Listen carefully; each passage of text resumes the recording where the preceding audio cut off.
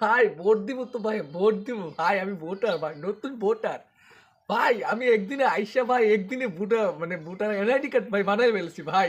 আমি ভোটার ভাই, আমি বাংলাদেশের নাগরিক ভাই, ভাই আমি ভোটার ভাই। জনগণ তো ভাই এই কি বলবো, জনগণ তো ভাই ২-৩ বছরের আইডি কার্ড পায় না। আমি তো ভাই ১ ঘন্টায় পাইছি, ৭ ঘন্টায় আইডি কার্ড পাই লাইছি ভাই।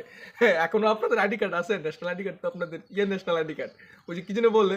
আরে ভাই কি আইডি কার্ড বলেন না ভাই, ভাই।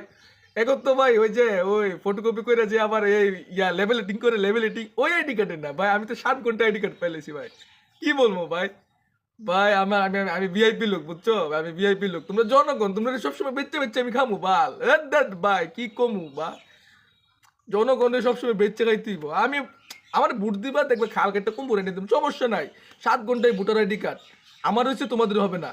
এটাই তো স্বাভাবিক। আমি ভিআইপি, তোমরা কি? তোমরা আমজনতা। আমজনতা সবসময় ভোট দিবা।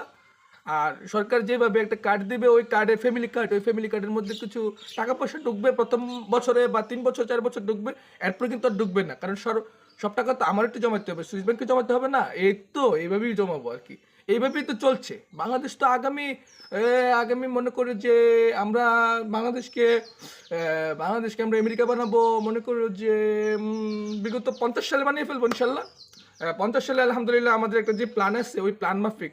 আর বেকার বাংলাদেশে কোনো বেকারই থাকবে না। আমরা তো প্রতিষ্ঠানে এক একটার পর এক একটা শিল্প, মানে এক একটা বিল্ডিং বানাবো, ওই বিল্ডিং এর মধ্যে শুধু থাকবে শিল্প উন্নয়ন, শিল্প উন্নয়ন, শিল্প উন্নয়ন। বুঝছো? এইভাবে তোমরা বাড়বে। তোমরা তোমরা বুঝো না কিভাবে বাংলাদেশকে তোমরা উপরে নিবে। আমাদেরকে ভোট দাও, আমরাই তোমাদেরকে গড়ে দেব। তোমাদের ঘর থেকে ডাইকা ডেকে এনে চাকরি দেবে ১ বছর ২ বছর। আর আমাদের নেতাকর্মীদেরকে কিন্তু চাকরিটা হবে। তোমরা আমজনতা কিন্তু চাকরি পাবা না। তোমরা আমজনতা চাকরি পাবা না। আমার নেতাকর্মী যারা আছে তাদেরকে আমি একজনকে বেকার থাকতে দেব না।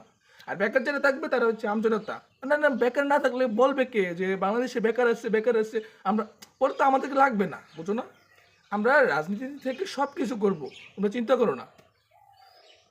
হ্যাঁ, ঠিক আছে বুঝছো? তো ভোটটা দিন।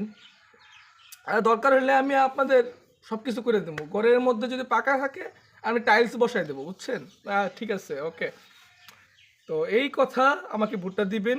আমি ভোট পেয়ে আপনাদের জন্য অনেক কিছু করব। এই তো স্বাভাবিক। আলহামদুলিল্লাহ। আসসালামু আলাইকুম।